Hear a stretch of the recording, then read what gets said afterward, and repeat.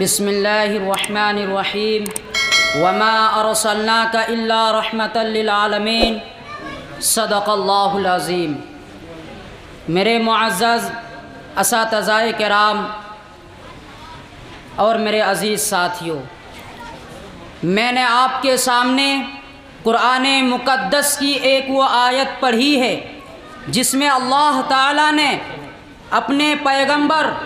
جناب محمد الرسول اللہ صلی اللہ علیہ وسلم کو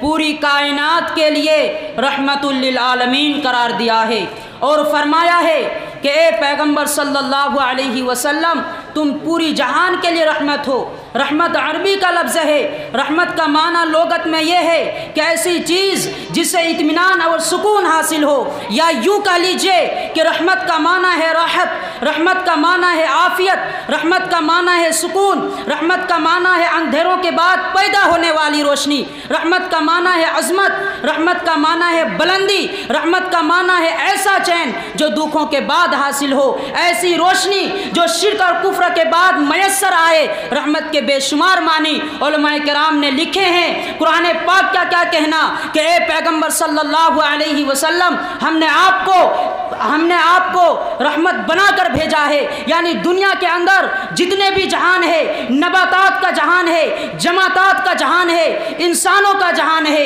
عقبہ کا جہان ہے، ارواح کا جہان ہے، مشرق و مغرب کا جہان ہے۔ اے پیغمبر صلی اللہ علیہ وسلم دنیا میں جتنے جہان ہے، ہر جہان میں تو رحمت ہے، ہر جہان میں تیری عافیت ہے، ہر جہان میں تیرا سورج روشن ہے۔ میرے بھائیوں، حضور علیہ السلام کی عظمت ساری کائنات میں مانی گئی ہے۔ وما ارسلناک الا رحمتا للعالمین۔ اگر اس کی تفصیل میں جاؤں تو بہت لمبی گفتگو ہو جائے گی۔ آپ کو معلوم ہے حضور علیہ السلام کی سیرت ایک اتھاہ سمندر ہے جس میں اتنی گہرائی ہے کہ کوئی آدمی اس میں شناوری نہیں کر سکتا۔ ایک عربی کے شاعر نے 40,000 اشعار حضور کی شان میں لکھے، اور 40,000 اشعار کے بعد جو آخری شعر لکھا اس کا ترجمہ ایک اردو کے شاعر نے کیا، اور انہوں نے کہا ہے 40,000 اشعار کے بعد کہ تھکی ہے فکر رسا مدح باقی ہے،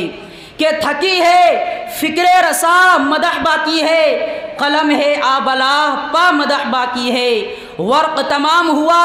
مدح باقی ہے، اور عمر تمام لکھا مدح باقی ہے۔ حضور کی شان بیان کرنے کے لیے کس زاویہ کو چھیڑوں، کس پہلو کو تلاش کروں؟ حضور کا دنیا میں آنا یہ علیحدہ عنوان ہے، دنیا میں رہنا علیحدہ عنوان ہے۔ جب نبی علیہ السلام دنیا میں تشریف نہیں لائے تھے، دنیا کی کیا حالت تھی یہ علیحدہ عنوان ہے۔ میرے بھائیوں، میں تو صرف فانی بدایونی کی زبان میں یہی کہہ سکتا ہوں کہ بدلا ہوا تھا رنگ گلوں کا تیرے بغیر، کہ بدلا ہوا تھا رنگ گلوں کا تیرے بغیر، ایک خاک سی اڑی ہوئی سارے چمن میں تھی۔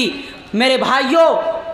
ہمارے آقا جناب محمد الرسول اللہ صلی اللہ علیہ وسلم جب دنیا کے اندر تشریف نہیں لائے تھے تو ایک آدمی مزدور تھا۔ جب ہمارے آقا جناب محمد الرسول اللہ صلی اللہ علیہ وسلم دنیا میں تشریف نہیں لائے تھے تو سارا دن مزدوری کرتا تھا، 10 دن مزدوری کرتا تھا، مہینے گزر جاتے تھے، سال گزر جاتے تھے، اس کو مزدوری نہیں ملتی تھی، وہ دکھوں میں مبتلا رہتا تھا، وہ انسان بن کر حیوان کی زندگی گزارتا تھا، اس کو کوئی آدمی مزدوری نہیں دیتا تھا، کوئی قاعدہ قانون نہیں تھا، کوئی ضابطہ نہیں تھا، کوئی اخلاق کا کلیہ نہیں تھا، کوئی کتاب نہیں تھی، کوئی دستور نہیں تھا، کوئی منشور نہیں تھا، اس کے لیے کوئی ضابطہ نہیں تھا اس کو کس ضابطے سے مزدوری دی جائے۔ لیکن دنیا کے سب سے بڑے سردار، آقا نامدار، مدینے کے تاجدار، احمد مجتبی، محمد مصطفیٰ، جناب محمد الرسول اللہ صلی اللہ علیہ وسلم نے ارشاد فرمایا